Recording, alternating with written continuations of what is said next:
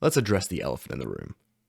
Yes, Bonney can go Gear 5. Starting with my first written review, yes, I've actually gone and taken notes instead of just kind of verbally spewing all over my screen. I have many thoughts, but first let's address everything else that happened in this chapter and then we can go and talk about the big reveal. But first, if you could, please like and subscribe. It would mean a great deal to me. I'm going to be working my little butt off to try and make this a great channel. Let's start with the cover story. We had a wholesome little panel of Yamabro starting his adventure across Wano. I'm happy to see where this one goes.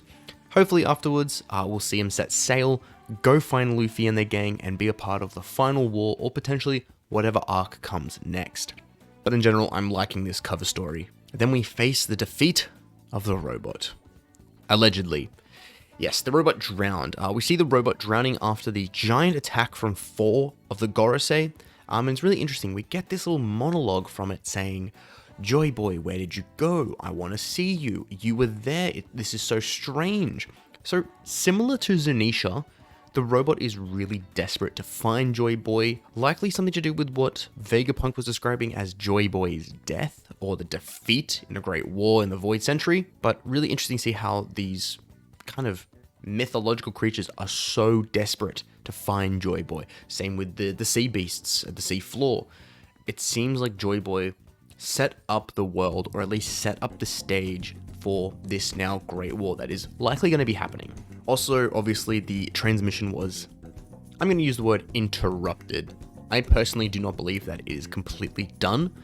I believe after the big reveal we've had at the end of this chapter with, yes, I'll go and say it, 2 sun gods, 2 Joy Boys, the robot will maybe have a bit more gusto, maybe oil its arms up, oil its legs, and start swimming its way back up, and then the transmission will get its signal back, spread across the world, and I think it will depart one final message.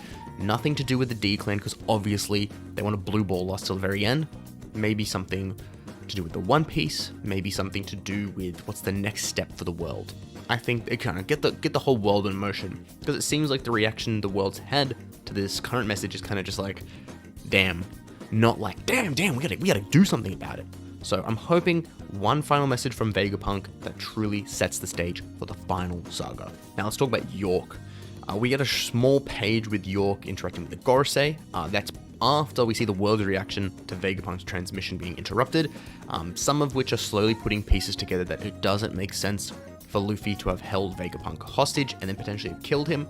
So I think your Dressrosas, your Alabasters are going to be putting it together that there's a little bit of some sus action going on at Egghead. But more interesting in my opinion is York. So York stating that the only Vegapunks who have access to punk records are Lilith and Atlas, and that if the Gorosei really want York to be a useful pawn in their great game, their great war, the other Vegapunks need to be taken care of. They really need only one genius, one person to replicate the Mother Flame, one person to continue development on the Pacifista, so it makes sense for the others to be taken care of. However, I am a pretty big fan of the theory that Eustace Kid, Captain Kidd, has some relation with Vegapunk and might have secret access to punk records. Makes more sense that the story is now moving the Straw Hats to Elbaf, and where was the last place we saw Captain Kidd? Yes, getting absolutely destroyed by Shanks at Elbaf. Now, I'm not dead set on this theory. I think I really like it, but I would be okay if it doesn't come to fruition. But he's a South Blue representative. He needs to prove his worth. No, I'm just kidding. Yes, I'm a big fan of Captain Kidd, but with all the punk moves he uses, the fact that when we got shown a little kind of tidbit of his childhood, he was tinkering with robots, he's from the South Blue, similar to Bonney, similar to Kuma, it makes sense that there's some possibility he ran into Vegapunk as a young kid. So this part is something that I'm kind of just making a self-note of. But whenever the crew splits up like this, normally something follows that would imply the crew might stay split up a little longer. On the Giants ship, we have Luffy, Sanji, Frankie, Bonney, Atlas, Kuma, and obviously the Giants, while the rest are at the Sunny. I'm curious to see if this is going to be another temporary crew split, similar to like Dressrosa and Whole Cake Island situation. It would be weird seeing it so late in the story, but it does mean the Straw Hats will get to cover more ground across the world leading to that final war. I'm not sure how to feel about this, especially considering Robin should be at Elbaf. That is something that I think is a massive priority. She is the puzzle piece that brings the puzzle pieces together. Not having her at Elbaf, which seems to be the home of so much history of the whole world, would be a waste. So just something I'm noting. Curious to see where it'll go, but hopefully they still all end up at Elbaf together. All right. Let's talk about the elephant in the room. This little broad. So, our other South Blue representative, Monkey D. Bonney. Oh, no. Sorry. Sun God Bonney. Whoa. Joy Girl. I'm a big fan. Let's take this from the top. So, after Marcus Mars attacks the Giant's ship, Luffy busts out Gear 5 and encourages Bonney to, well, do the same, saying, hey, you want these guys dead, right? Let's go. She's a bit hesitant at first until Luffy says, look, I don't know how your powers work, but you can do it. And Bonney remembers Luffy explaining that towards the beginning of Egghead, that in that white form, he is most free. And obviously, she would kind of relate that to being the sun god Nika. So, she declares, distorted future where I am most free. Takes on the form of a Nika in her own Bonney charm, with even the Giant saying, 2 Nikas. So I think this is actually going to cause a lot of conflict in the One Piece community. It happened when it was revealed that Luffy has a god fruit, and the idea of destiny was a bit frustrating. I was one of those people, I'll be honest, but it grew on me, and I'm sure this will too. Ever since we saw Bonney first use distorted future, we were aware that this was a possibility. Plus, it's not surprising, Kuma raised Bonney telling her stories about Sun God Nika and the freedom and liberation that he brought with him. I think the biggest problem people are going to have with this is that Luffy isn't special anymore. And I disagree. Here's my theory. Without Luffy there, Bonney cannot see a future of what being free looks like. In the first conflict with Walkery, Bonney can't actually even use her powers on him. He even says, you can't picture a world where you are stronger than me, or something along those lines. So at the very least, Bonney's power has been consistent. Also think that people might be speculating that this means Bonney is another version of Nika, and I don't think so. I think her powers let her be whoever she wants to be, become any future she wants to become. Maybe it's what her awakening is, taking on a form of another weird multiverse Bonney that could have existed. Because it is possible that Bonney could have been the next Joy Boy. Anyone who ate the fruit could have, if the stars aligned for them, been the next Joy Boy. But what Bonney's ability is letting her do is become like Luffy. We have seen her be able to play with time and respect to individual people.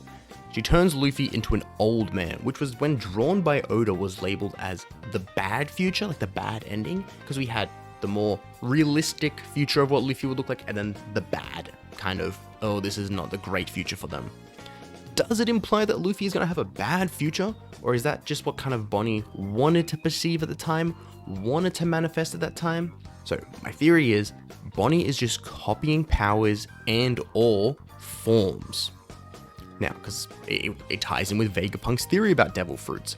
People can design abilities to the power of their will and imagination. So in theory, if someone like Bon Clay or Katrina Devon had awakenings with their fruits, they could possibly do something similar, right? And I like that. It's not a matter about what fruit you have, it's about how you are using it the right way. Of course, this all comes under the presumption of Vegapunk's theory being correct, that a fruit is more of a catalyst to improve oneself and design abilities that they would want, rather than you get a set power, which I'm hoping is true. I like that theory a lot. And look at comics and general storytelling. It's a pretty classic trope to have a character that copies or steals people's powers. You have Monoma from My Hero, Rogue from X-Men, even Lila from Umbrella Academy. All these characters have the trope of we're able to steal or borrow other people's powers. But think of what this means.